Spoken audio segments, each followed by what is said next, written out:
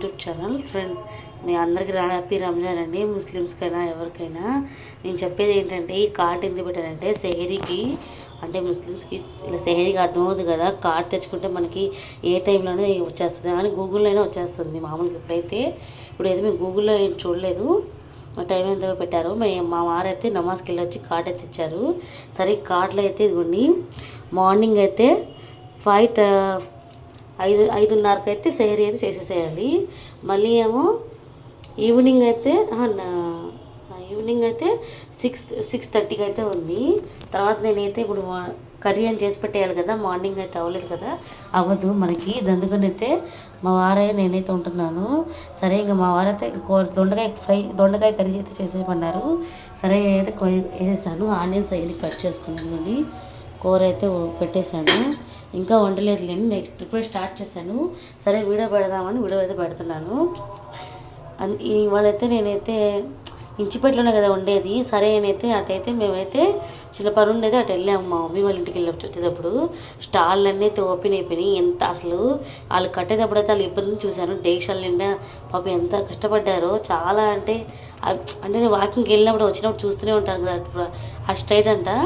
పాపం చాలా వాళ్ళైతే ఇప్పుడైతే అసలు వెళ్ళటానికి కూడా దారి లేదు. అసలు అంత జనం, అంత దర్గా ముందైతే అసలు నుంచోడానికి కూడా బండి పెడతా కూడా ప్లేస్ లేదు. అట మేమైతే షార్ట్ కట్లో అయితే వచ్చాము. ఇది కూడా పెడుతున్నానంటే తెలియని వాళ్ళు ఉంటారు కదా, అందుకే పెడుతున్నాను. అది వీడియో పెట్టాల్సిన అవసరం లేదని అనుకుంటారేమో, నాకేదో తెలిసింది పెట్టాను. ఎందుకంటే పంజాబ్ సెంటర్లో స్టాల్స్ అన్నీ ఓపెన్ అయిపోయినాయి. కానీ వాళ్ళ ఫస్ట్ మనకి ఏంటంటే మనకి మొదటి ఉపవాసం అంటారు. అంటే రేపటి నుంచి మనకి స్టార్ట్. ఇవాళ ఏంటంటే ఇవాళ 18 కదా, రేపు 19 మార్నింగ్ అయితే స్టార్ట్ అయిపోతుంది మనకు. మళ్ళీ మనకైతే మళ్ళీ 13కి అయితే ఓపెన్ అవుతుంది. అంటే ఈ మంత్ ఎండ్ దాకే. అంటే ఇంకా నాకు తెలిసి 10 డేస్ కూడా 15 రోజులు కూడా ఉందండి.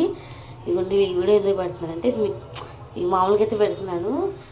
ఏంటంటే మళ్ళీ ఉపవాసం ఉన్నప్పుడైతే ఎక్కువ గీసులు తినకూడదు కదా. ఈ తింటే మనకి చాలా హెల్తీగా ఉంటాయి. సరిగ్గా కూర నేనైతే ఫ్రూట్స్లో ఏం తెచ్చేసుకున్నాను, ఎందుకంటే తర్వాత తెచ్చుకోలేము కదా. మనకు సెహరీకి కావాలన్నా అవన్నీ కట్ చేసుకొని పెట్టేసుకున్న తర్వాత మనం అప్పుడు సైరన్ ఇచ్చినప్పుడు తీసేసుకుంటే మనకి అయిపోయినట్టే. ఉపవాసం తీసేసుకొని మళ్ళీ 5 దాకా నమాజ్ చదవాలి కదా. 5 కథలో నమాజ్ చదువుకోవాలి. అలా చదివిన తర్వాత మళ్ళీ చదివేసిన తర్వాత మనం ఉపవాసం అనేది తీసేసుకున్న తర్వాత మనం ఏమైనా తినొచ్చు. ఆ తర్వాత మళ్ళీ మనం వాకింగ్ ఎలా వెళ్ళకూడదు. మళ్ళీ 3 లెగిస్తాం కదా, లెగిసినప్పుడు మనకైతే మా మమ్మీ వాళ్ళ ఇంటికి అయితే ఫకీర్లు అయితే వాళ్ళు వస్తారు, వాళ్ళు లేపుతారు. నేను వింటున్నాను కదా, మరి నాకు అంతగా తెలియదు. అందుకని నేను సైలెంట్ పెట్టుకుని అయితే లెగుస్తాను. మా అన్నయ్య కూడా లేపాలి పొద్దున. మా అన్నయ్య అయితే ఫోన్ చేసి చెప్పాడు, నన్ను కూడా లేపు చెల్లి అని. సరే మా అక్కని మా అన్నయ్యని అయితే నేను లేపుతాను.